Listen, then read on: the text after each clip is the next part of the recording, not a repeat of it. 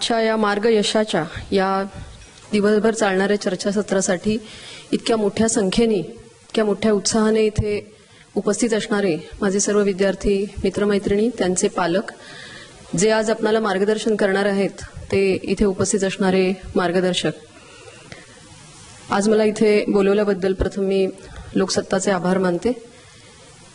शिक्षण सचिव म्हणून 3 महिन्यांपूर्वी मी कार्यभार स्वीकारला आणि गेल्या 3 महिन्यात या क्षेत्राचा या विभागाचा त्यामधल्या अडचणींचा आढावा घेण्याचा प्रयत्न करते आणि या निमित्ताने आज त्यातल्या एका महत्त्वाच्या टप्प्यातल्या मंडळींना भेटता येईल या उद्देशानेच मी इथं आले। मी काही करिअर काउन्सिलर नाही त्यामुळे त्याच्याबद्दल जास्त बोलता येणार नाही, फक्त माझे काही अनुभव सांगू इच्छिते जे कदाचित आपणाला उपयोगी पडतील। 1985 मध्ये म्हणजे साधारण 29 वर्षापूर्वी मी 10वीची परीक्षा पास झाले। त्यावेळेला पूर्ण महाराष्ट्रासाठी पुणे हे एकच बोर्ड होतं आणि सगळ्या राज्यातल्या विद्यार्थ्यांची मिळून एकच गुणवत्ता यादी तेव्हा होत असे आणि जयसिंगपूर सारख्या कोल्हापूर जिल्ह्यातल्या एका लहान गावातल्या लहान अशा मराठी शाळेमध्ये माझं शिक्षण झालं आणि तिथून 10वी होत असताना त्या राज्याच्या गुणवत्ता यादीमध्ये मी आले। गुणवत्ता यादीत आल्यानंतर तेव्हाची एक सरधोपट पद्धत होती की साधारण 85 ते 90% जास्त मार्क असणारे विद्यार्थी या स्ट्रीमला जाणार, मग त्याच्यानंतरचा दुसऱ्या टप्प्यातले या स्ट्रीमला जाणार, त्याच्यानंतर 60% कमी असणारे विद्यार्थी या स्ट्रीमला जाणार, कारण त्याच एक्सपोजरही मर्यादित होतं आणि मार्गही असे निश्चित ठरलेले होते, त्याच्यामध्ये वेगळेपणा आणायला फारसा काही स्कोप नव्हता। अशा वेळेला समहाऊ माझ्या कुणीतरी सांगितलेलं डोक्यामध्ये होतं की आपल्याला IAS व्हायचे। खरं तर ग्रामीण भाग होता, तिथे तेवढं एक्सपोजरही नव्हतं, पण तरी देखील एक वेगळ्या पद्धतीने करिअर करायचं असं 15-16व्या वर्षीच डोक्यामध्ये आल्यामुळं तेव्हा मी बोर्डात येऊन सुद्धा असं ठरवलं की मला कला शाखेला जायचं आणि मी 11वीला कला शाखेला प्रवेश घ्यायचं माझ्याच मनाने निश्चित केलं। माझ्या पालकांनी त्याला विरोध केला नाही, कारण मला साहित्याची आवड होती, वाचनाची आवड होती, परंतु त्याच्यावर मला प्रचंड वेगवेगळ्या रिॲक्शन्स मिळाल्या। काही म्हणाले are you out of your mind, की कसं काय कला शाखेला जाऊन काय करणार पुढं, आणि म्हणजे इतका सरधोपट होते सगळे मार्ग, पण मी ती मळवाट निवडली। ती मळवाटच होती, कारण तसं मग मी 11वीला सांगलीमध्ये खरं म्हणजे थोड्याशा मोठ्या शहरातल्या नामांकित विलिंग्डन कॉलेजमध्ये प्रवेश घेतला, परंतु असं लक्षात आलं की माझ्या वर्गातले बहुतेक सगळे विद्यार्थी 50 ते 60% मार्क असणारेच होते आणि मी एकटीच एका वेगळ्या उद्देशाने तिथे आलेले होते। परंतु हळूहळू त्या मार्गावरून चालत राहिले। IAS करायचं होतं, परंतु तिथे कुठेही तशी सुविधा नव्हती, कोणाला त्याच्याबद्दल फारशी माहिती नव्हती, पण इच्छा असली की मार्ग दिसतो असं करत त्या मार्गाने मी चालत राहिले आणि हळूहळू तुम्हाला जर कष्ट करत गेलात तर तशी दैवाचीही साथ मिळते, त्यामुळे त्या टप्प्यावर तशी माणसं मिळत गेली आणि कदाचित परतीचे मार्ग बंद असल्यामुळे असेल, परंतु आणि मार्ग जरी अंधारा असला, निश्चित दिशा नसली तरी सुद्धा मी माझी दिशा शोधत गेले आणि अल्टिमेटली चांगलं यश मिळवून मी IAS ची परीक्षा उत्तीर्णही झाले। सांगायचा उद्देश हा होता की तेव्हा संधी मर्यादित होत्या 20-25 वर्षापूर्वी। काय करायचं करिअरमध्ये, काय करायचं ह्याचे एक ठाम असे ठोकताळे होते आणि त्याच मार्गाने लोक जात होते। आज 25-30 वर्षानंतर पुलाखालून बरंच पाणी वाहून गेले, कारण मधल्या काळामध्ये देशामध्ये सुद्धा खूप बदल झाले। तेव्हाचा हिंदू रेट ऑफ ग्रोथ बदलून आपण गेल्या 10-15 वर्षामध्ये ऍव्हरेज 6 ते 7% दराने वाढत राहिलो। ग्लोबलायझेशन, लिबरलायझेशन या सगळ्या फेजेस झाल्या आणि आज प्रत्येक क्षेत्रात इतके बदल झाले की तेवढ्याच करिअरच्या संधी सुद्धा निर्माण झाल्या। त्यामुळे जो डिलेमा, जो एक करिअरच्या बाबतीमध्ये जो एक ठाम असा आमच्यासाठी आराखडा तेव्हा तयार असायचा, तो आज काही नाहीये। आज तुमच्यासाठी प्रचंड संधी उपलब्ध आहेत। शिक्षणाचं सार्वत्रिकरण झालं, आज एनरोलमेंट जवळजवळ 100% झालेलं आहे, म्हणजे पूर्वीच्या काळी ते कमी होतं, त्यामुळे स्पर्धेमध्ये मुलंही कमी असायची, आज ती परिस्थिती नाहीये। आज मोठ्या प्रमाणावर ग्रामीण भागामध्ये सुद्धा सगळीकडे आज प्रत्येक जण म्हणजे अगदी गरीबातला गरीब माणूस असेल तरी त्याला आपला मुलगा शाळेत जावा आणि त्यांनी मोठं कोणीतरी व्हावं हे वाटतं, त्यामुळे विद्यार्थ्यांची संख्या वाढली। आज शाळेत जाणाऱ्या वयाची जी मुलं आहेत ती जवळजवळ सगळी शाळेमध्ये जात आहेत, ही एका दृष्टीने प्रगती आहे, पण त्याचबरोबर स्पर्धा सुद्धा मोठ्या प्रमाणावर वाढली। स्पर्धा वाढत असताना संधी सुद्धा तेवढ्या मोठ्या प्रमाणावर उपलब्ध झाल्या आणि आज आपल्या पुढे कदाचित चूज काय करायचं म्हणजे निर्णय काय घ्यायचा याचा एक मोठा संकट आहे असं वाटतं आणि म्हणून कुबेर सर म्हणाले तशा पद्धतीने बहुतेकांना खूप सल्लागार मिळतात की तुम्ही काय काय करावं आणि म्हणून हा पेच निर्माण झालाय. म्हणजे संधीचा अभाव हा कदाचित पूर्वी जी समस्या होती ती आज राहिलेली नाही, तर उलट मोठ्या प्रमाणावर संधी असणं आणि त्यातली आपण योग्य निवडतो की नाही हा संभ्रम असणं हा आजच्या काळाचा प्रश्न आहे. आणि त्यामुळं त्याच्याकडे त्या दृष्टीने पाहणं आणि योग्य त्या मार्गाची निवड करणं अत्यंत आवश्यक आहे. म्हणून पालक सुद्धा अनेक वेळेला त्यांना आयुष्यामध्ये पूर्वी जे काही प्रश्न भेडसावले, जे फेस करावे लागले ते मुलांना करावे लागू नयेत म्हणून कधी कधी खूप जास्त कॉशियस होतात आणि प्रत्येक निर्णय मुलासाठी घेऊ बघतात. ते थोडंसं टाळलं पाहिजे. मुलांनाही तितकंच एक्सपोजर आहे, तितकी संधी आज मिळतीये माहिती करून घेण्याची. माहितीचा स्फोटच सगळीकडे झालेला आहे, त्यामुळे त्यांना एक्सप्लोअर करू द्या आणि त्यांना काय व्हायचं हे त्यांना ठरवू द्या. परत कुठलाही सरधोपट मार्ग निवडू नये. आज हजारो प्रत्येक क्षेत्रामध्ये अनंत जॉब्स निर्माण झालेले आहेत. फक्त आपण त्या पद्धतीची त्या जॉबसाठी त्या कामासाठी असणारी कौशल्य आत्मसात करतो की नाही, त्याच्यावर कमांड मिळवतो की नाही, ह्याच्यावरतीच बऱ्याचशा गोष्टी अवलंबून असतात. आणि तसं जर आपण निवडलं तर हे आपल्याला करणं शक्य आहे. आणि म्हणून थोडंसं डोळस नजरेने कोणताही पूर्वग्रह मनामध्ये न ठेवता करिअरची निवड केली तर ते जास्त योग्य ठरेल असं मला वाटतं.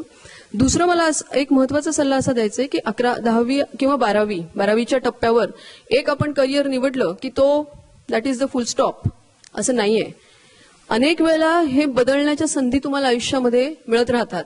त्यामुळे आज मी एखादा स्ट्रीम निवडली, एखादी शाखा निवडली म्हणजे आता माझं पूर्ण आयुष्य त्याच्याशी बांधलं गेलं असं कृपया समजू नका. आमच्याकडे आज मी ज्या बॅचमध्ये IAS झाले त्या 80 जणांची आमची बॅच होती 95 सालची. त्याच्यामध्ये 50% मुलं ही इंजिनियर्स होती आणि त्यातली 50% IIT मधून इंजिनियर झालेली होती. म्हणजे तेव्हा निवडताना त्यांनी IIT हा यशाचा मार्ग निवडलेला होता, परंतु नंतर त्यांनी मार्ग बदलला. आमच्यातले काही जण IIM मधून मॅनेजमेंटची डिग्री घेतलेले लोक होते, अनेक जण वकील होते, व्हेटरनरी डॉक्टर होते, डॉक्टर्स होते. त्या सगळ्यांनी मार्ग निवडला.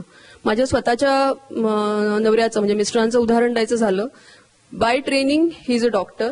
त्याच्यानंतर ही जॉईंड IAS. आता पुन्हा IAS सोडून he has gone back to self employment. त्यांनी स्वतःचा व्यवसाय सुरू केला. म्हणजे आयुष्यात हे खूप मोठं आहे. 12वीमध्ये आपण जो काही निर्णय घेतो त्याच्याने आपलं सगळं आयुष्य डिफाईन होतं असं कृपया समजू नका. मुलांनीही समजू नये आणि आईवडिलांनी समजू नये. कुठे कोणती संधी पुढे उभी ठेवलेली असते ते आज आपण सांगूच शकत नाही. इनफॅक्ट तीच तर आयुष्याची गंमत आहे. आणि त्या संधीकडे डोळस नजरेने आपण बघितलं पाहिजे आणि ती त्या वेळेला ग्रॅब केली पाहिजे. त्यामुळे आज मुलाला 12वीत मार्क कमी पडले, त्याला ही शाखा घ्यावी लागली म्हणून कृपया आई वडिलांनी नाराज होऊ नये. त्याला कधी ना कधी संधी मिळणार आहे. फक्त त्याच्यासाठी एक फर्टाईल ग्राउंड तयार करणं आवश्यक आहे. आणि ते तुम्ही कुठला विषय शिकता किंवा आज कॉमर्सचे विषय मी शिकतोय, सायन्सचे विषय शिकतोय की आर्ट्सचे विषय शिकतोय त्याच्यामध्ये नसतंच. हे बेसिकली ही स्किल्स, ही वृत्ती आहे ती आपण अंगी बाणवली पाहिजे आणि त्यासाठी आत्ताचा जो काळ आहे तो वापरला पाहिजे. त्याच्यामध्ये सॉफ्ट स्किल्स असणं, संभाषण कौशल्य असणं, कोणत्या ना कोणत्या एका भाषेवरती कमांड असणं, तुम्ही इंटरपर्सनल रिलेशन्स कशा पद्धतीने जास्त चांगले हँडल करू शकता किंवा स्वतः सेल्फ ऑर्गनायझेशन ज्याला म्हणतो, कुठलंही गोष्ट कुठलीही टास्क मला जर दिलं तर मी ते कसं मॅनेज करेन, ह्या गोष्टी आहेत. हे स्किल्स आपल्यामध्ये येणं आवश्यक आहे आणि ते आपण आपल्या घरापासून प्रत्येक ठिकाणी ते अवलंबू शकतो. साधं घरातलं एक काम आपण कसं करतो किंवा एखादी गोष्ट आपल्याला एखादा निबंध लिहायला दिला तर आपण तो कसा लिहितो, ह्याच्यातून सुद्धा हे कौशल्य विकसित होत असतात. आणि ही जर कौशल्य तुम्ही आतापासून अंगी बाणवली तर कुठल्याच क्षेत्रात गेला, कुठलीच गोष्ट करताना तुम्हाला अडचण येणार नाही. शेवटी मुलाखत द्यायची असते ती काय असते, UPSCला इंटरव्ह्यू असो, कुठल्या जॉबसाठीचा इंटरव्ह्यू असो किंवा अन्य कुठल्या स्पर्धा परीक्षेचा इंटरव्ह्यू असो, त्याच्यासाठीची तयारी आपण कशा पद्धतीने करतो आणि स्वतःला ऑर्गनाइज्ड पद्धतीने कसं सादर करतो हे महत्वाचं असतं आणि तेच आयुष्यामध्ये होत असतं. त्यामुळे ही बेसिक स्किल्स अवलंबणं हे अत्यंत आवश्यक आहे असं मला वाटतं. दुसरं सगळ्यात महत्वाचं आहे की कष्टाला पर्याय नसतो. तुम्हाला ज्या क्षेत्रात जायचं, तुम्हाला शेतकरी व्हायचंय तर शेतकरी व्हा, तुम्हाला एखादा टेक्निकल कोर्स करायचंय, अगदी प्लंबिंगचं काम जरी करायचं असेल तर you can go at the top most position. कितीतरी लोक आहेत माझ्या ओळखीचे, आता आपण साधं हाऊसकीपिंगची हे करून ती कंपनी मोठी झालेली आहे. कारण तेच जे कुठलं कौशल्य आहे, जे कुठलं काम आहे ते मी सगळ्यात चांगल्या पद्धतीने कशी करेल ही ॲटिट्यूड अंगी बाळगणं आवश्यक आहे. शॉर्टकटनी कुठलीच गोष्ट आयुष्यामध्ये मिळत नसते. कधी कोणाला मिळालीच तर ती फारशी टिकत नाही. जे अस्सल आहे तेच ते शेवटी टिकतं. त्यामुळे आता आपल्याला नेमकं काय करायचं हे करण्यापेक्षा ह्या बेसिक गोष्टी, आपली वृत्ती कशी त्याच्यासाठी तयार होईल हे बघणं गरजेचं आहे. कुठलाही विषय असू दे, त्या विषयातलं पायाभूत ज्ञान, मूलभूत ज्ञान मला असेल ह्याची काळजी घेतली पाहिजे. आज मोठ्या प्रमाणावर म्हणजे इंजिनियर्सची संख्या वाढली आहे, डॉक्टर्सची संख्या वाढली आहे, पण ह्याच्यामध्ये जे झालेले सर्व्हेज आहेत ते जर आपण बघितले तर आपला आज जो प्रोफेशनल वर्कफोर्स आहे, जे या वेगवेगळ्या प्रोफेशनल कॉलेजमधून बाहेर पडलेली मंडळी आहेत, त्यातले 20 ते 25% सुद्धा एम्प्लॉयेबल नाही आहेत असं सर्व्हे सांगतात. अनेक कंपन्यांना ह्या मंडळींना म्हणजे अगदी चांगल्या कॉलेजमधून इंजिनियर झालेल्या मंडळींना पुन्हा प्रशिक्षण द्यावं लागतं. हे का होतं? कारण आपल्याला असं वाटतं की मला इथे प्रवेश मिळाला, आता मी एक डिग्री लागली की माझं काम संपलं. प्रत्यक्षामध्ये तसं होत नाही. तुम्हाला जेव्हा कुठलाही जॉब मिळतो तेव्हा तुमची डिग्री कुठली आहे किंवा ती कुठल्या इन्स्टिट्यूशनमधून घेतली आहे याच्याही पेक्षा तुम्हाला प्रत्यक्षात तुमच्यामध्ये कोणते स्किल्स आले आहेत. तुम्ही जर सिव्हिल इंजिनियर असाल तर सिव्हिल इंजिनियरसाठीचे सर्व जे काही गुण आहेत, जी कौशल्य आहे, ते ज्ञान आहे, ते तुमच्यात पुरेपूर आले का? किंवा कुठलाही अगदी साऊंड रेकॉर्डिंगचा आपण एखादा कोर्स केला तर त्याच्यातलं सगळं ज्ञान मला आहे का? कारण मी आज गेली 15-20 वर्ष शासनाच्या वेगवेगळ्या खात्यांमध्ये मी काम केलं. तिथे असणारी किंवा मला वेगवेगळ्या प्रोजेक्ट्सच्या निमित्ताने बघायला मिळणारी, शासनाकडे असणारी आणि शासनाच्या बाहेर असणारी सुद्धा मॅनपॉवर मिळाली. कौशल्याचा खूप अभाव आहे.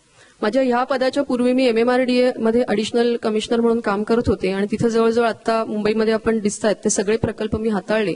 मोनोरेल पासून ईस्टर्न फ्रीवे, वेगवेगळे फ्लायओव्हर्स, 6 रिलेव्हेटेड रोड, आणि ही सगळी टेक्निकल कामं होती. आणि त्याच्यामध्ये खूप अडचणी आम्हाला यायच्या. अगदी प्रायव्हेट सेक्टरमधल्या नामांकित कंपन्या, कॉन्ट्रॅक्टर जिथे होत्या अशा ठिकाणी सुद्धा स्किल्ड मॅनपॉवरचा तुटवडा असायचा. मग ते कन्सल्टिंग असो, फायनान्शियल अनालिसिस असो किंवा प्रत्यक्ष त्या प्रोजेक्टवर काम करणारा लेबर असो. म्हणजे मोनोरेलचे आम्ही जेव्हा फाउंडेशन असेल किंवा पिलर असेल त्यातल्या प्रत्येक गोष्ट करायला स्किल्ड माणसाची आवश्यकता असायची. प्रत्यक्ष काम करणारा, सुपरविजन करणारा आणि त्याचं असेसमेंट करणारा. आणि ह्या माणसांची कमी आहे. म्हणजे माणसं नाहीत असं नाही, परंतु त्यांच्याकडे तेवढी कौशल्य नाहीच आहेत. म्हणजे या सगळ्या शिकण्याच्या प्रोसेसमध्ये आपण कुठंतरी स्वतःचं कौशल्य अशा स्टेजला देणं की आपण इंडिस्पेन्सिबल बनलं पाहिजे, आपल्या वाचून ते काम अडलं पाहिजे. अशा स्टेजला जो कोणी जाईल तो कुठल्याही क्षेत्रात असेल तर तो यशस्वी होईल. त्याच्यासाठी कुठलंही एक क्षेत्र असण्याची गरज नाही. कारण आज प्रत्येक गोष्टीचा विस्तार इतका झालाय की त्या प्रत्येकात स्किल्ड माणसांची आवश्यकता आहे. त्या प्रत्येकामध्ये कुठं ना कुठंतरी असं क्षेत्र आहे की जिथे तुम्हाला ही माणसं लागणार आहेत आणि ती देण्यासाठी आपल्याकडे ते कौशल्य अंगी बाळगणं अत्यंत आवश्यक आहे. वाचनाची आवड असणं, आजूबाजूला घडणाऱ्या घटनांची माहिती असणं आणि कुठं शासनाची धोरणं कुठे बदलतायत, जग कुठं चाललंय, आपण कुठे आहोत, या सगळ्याचं एक ओव्हरव्ह्यू घेऊन स्वतःला सतत बदलत ठेवणं, ही जी शिकण्याची प्रक्रिया आहे ही सतत चालू ठेवणं हे अत्यंत आवश्यक आहे. आणि ते कुठेतरी मिसिंग आहे असं मला जेव्हा मी अनेकांना भेटते तेव्हा वाटतं. आणि जी माणसं त्याच्यावर आपलं कमांड आणतात त्यांना बिलकुल मरण नसतं. त्यांना कुठल्याही क्षेत्रातली कुठलीही संधी नेहमी उपलब्ध असते, हे लक्षात घ्या. आणि त्याच्यामुळं मला आज काय व्हायचंय आणि आज जर मला ती संधी मिळाली नाही तर ते दार माझ्यासाठी कायमचं बंद झालं असं न मानता कुठल्याही क्षेत्रात जाण्यासाठी जी बेसिक कौशल्य आपल्याला लागतात ती कौशल्य अंगी बाळगण्यासाठी ह्या वयाचा आत्ता तुम्ही जे काही शिकताय त्याचा वापर करणं आवश्यक आहे. आणि हे अगदी राईट एज आहे. 12वी नंतर तुमच्या मार्कांच्या आधारावर तुम्हाला कुठेही मिळालं, प्रवेश मिळाला, त्याच्याबद्दल नाराज होऊ नका. त्याच्यानंतर तुम्हाला ज्या पुढं पदवीनंतरच्या संधी आहेत त्या अनेक संधी उपलब्ध आहेत. आणि आज तुम्ही कुठल्याही क्षेत्रातून कुठल्याही क्षेत्रात जाऊ शकता. नॉट नेसेसरी की मी आज B.Com केलं तर मला त्याच कॉमर्समधलंच काहीतरी करायचे असं आज राहिलेलं नाही. ते टाबूज राहिलेले नाहीत. शिक्षण क्षेत्रामध्ये सुद्धा प्रचंड उलथापालथ झाली आहे. ते तशा प्रकारचे अनेक कोर्सेस आज उपलब्ध आहेत. सहजासहजी परदेशी जाणं शक्य आहे. म्हणजे खूप गोष्टी करता येण्यासारख्या आहेत. त्यामुळं आपलं करिअरचं अगदी आता सगळं हे संपला असं पालकांनीही समजून घेऊ नये. उलट ह्या कौशल्य कशी जास्तीत जास्त मुलांना अंगी बाणवता येतील ते बघितलं पाहिजे.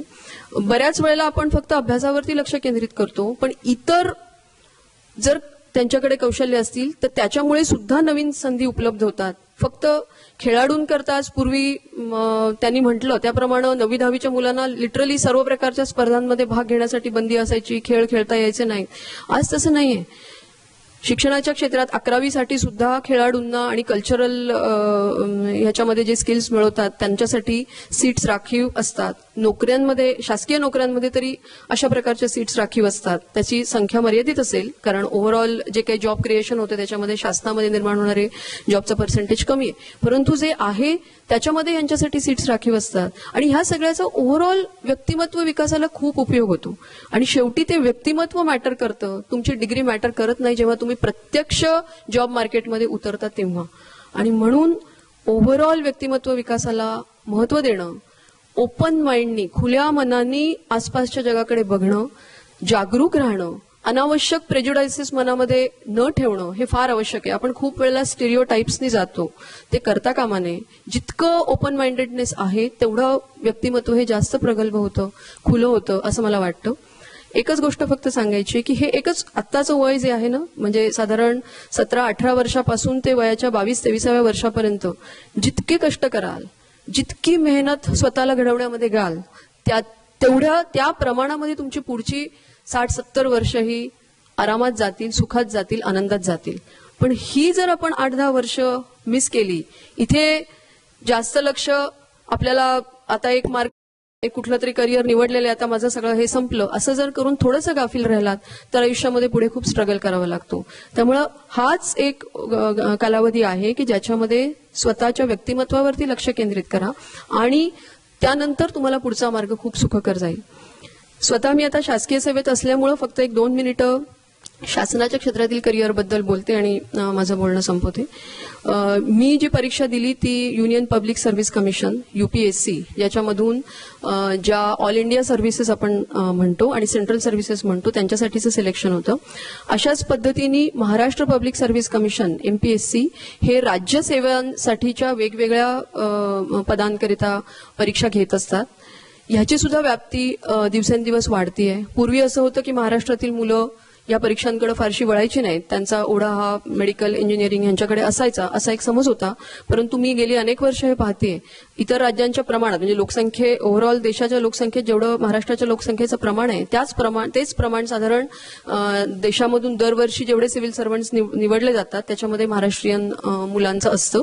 आणि तोही एक करिअरचा उत्तम मार्ग आहे असं मला वाटतं. फक्त UPSCची जी परीक्षा आहे ती कठीण असते आणि ती तुमचा खूप कस पाहणारी असते, कारण जवळजवळ वर्षभर परीक्षा चालते. 3 टप्प्यामध्ये आपल्याला ही द्यावी लागते, ज्याच्यामध्ये पूर्व परीक्षा आहे, मुख्य परीक्षा आणि इंटरव्ह्यू आहे. परंतु आज त्याच्याबद्दल खूप माहिती उपलब्ध आहे. अनेक प्रकारचे कोचिंग क्लासेस म्हणा किंवा मार्गदर्शन केंद्रही मोठ्या प्रमाणावर उपलब्ध झालेली आहेत.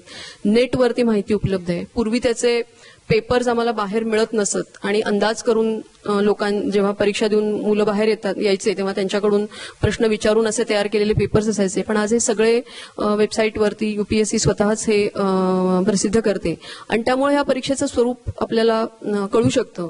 पण ह्या कॉम्पिटिटिव्ह एक्झामना बसणाऱ्या मुलांची सुद्धा माझं कधी ना कधी इंटरॅक्शन होतं आणि माझ्या लक्षात येतं की अनेकदा त्याची डेप्थ समजून न घेता तयारी केली जाते. मग 2-3 वर्ष त्याच्यावरती वेळ गेल्यानंतर मग असं लक्षात येतं की हे आपण उत्तीर्ण ह्याच्यामध्ये होऊ शकत नाहीये आणि मग पुन्हा सडनली एकदम प्रश्न निर्माण होतात. त्यामुळे ह्या जर कॉम्पिटिटिव्ह एक्झाम्सना बसायचं असेल तर आतापासून त्याची तयारी करू शकता.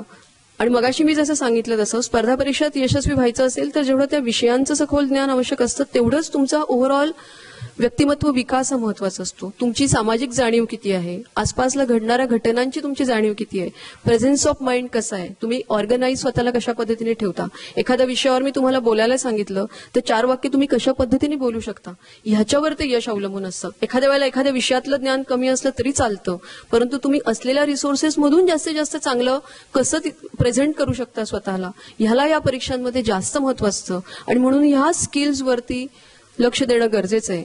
आणि जो गुणवत्तेचा ध्यास ज्याला आपण म्हणतो तो आपल्याकडे खूप कमी प्रमाणावरती असतो. परदेशांमध्ये आपण जातो, आम्ही आता बऱ्याच ठिकाणी फिरायची संधी मला मिळाली, तिथे आपण बघतो की एकच माणूस असतो, त्याच्यामध्ये अनेक मल्टिपल स्किल्स असतात. एखादी गोष्ट एकच माणूस एक पूर्ण तिथली यंत्रणा हँडल करत असतो, तेच आपल्याकडे त्याच्यासाठी 10 माणसं असतात आणि एकही जण धड काम करू शकत नाही. याचं कारण असं असतं की कुणीच ते स्किल्सवर पूर्ण कमांड मिळवत नाही. आणि म्हणून गुणवत्तेचा ध्यास असणं, जे काही मी करेल ते उत्तम प्रकारचंच करेल, त्या क्षेत्रातलं सगळं ज्ञान मी मिळवेल, असा जर ध्यास ठेवला तर मला वाटतं करिअरचं कोणतंही क्षेत्र तुम्ही निवडलं तरी यश हे तुमचंच असेल, याची मला खात्री आहे. आणि आज आपल्याला दिवसभरामध्ये या विषयावरती स्पेसिफिक बाबींवरती मार्गदर्शन होणार आहे, त्याचा फायदा आपण जरूर घ्या.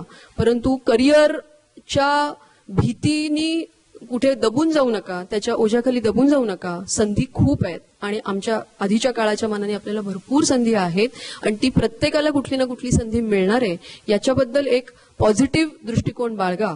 आणि तरच हे जे आज सगळ्यांना वाटतं की हा जो कालावधी आहे तो फार स्ट्रेसफुल असतो पालकांच्या दृष्टीने आणि मुलांच्या दृष्टीने, तसा तो स्ट्रेसफुल राहणार नाही. उलट चांगल्या या संधींमधून आपल्याला कशी अधिकाधिक संधी मिळेल, हा एक त्याच्यावरती एक पॉझिटिव्ह असा प्रकारचं संवाद मुलं आणि पालकांमध्ये होऊ शकेल असं मला वाटतं.